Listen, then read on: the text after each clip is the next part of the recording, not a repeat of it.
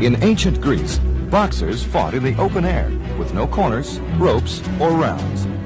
They were popular figures, especially those who could prove their courage and endurance. With no time limit to a fight, the loser would signify his defeat by raising one finger. At first, boxers wore thongs of soft leather bound about their fists. The wrappings became harder and harder until the invention of the bloody cestus, a hand covering studded with iron or brass nuggets. The use of the cestus continued into Roman times.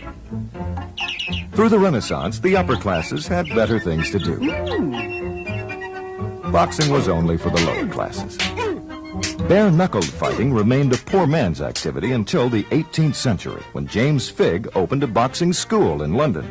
His successor, Jack Broughton, drew up a set of guidelines and introduced the padded glove in order to make boxing more appealing.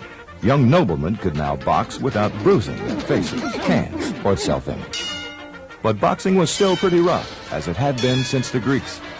Legal tactics included kicking, biting, gouging, and wrestling. The Queensberry rules, developed in the late 1800s, gave humanitarian guidelines to the sport. Boxing gained rapid popularity in the United States, which produced many bare-knuckled heroes of its own. In 1879, John L. Sullivan fought the last bare-knuckled bout in the woods of Mississippi against Jack Kilrain. The bout took over 3 hours and ended after 89 knockdowns when Kilrain was unable to stand up. A few years later, the course of boxing was forever changed by Thomas Edison, who invented the movie camera.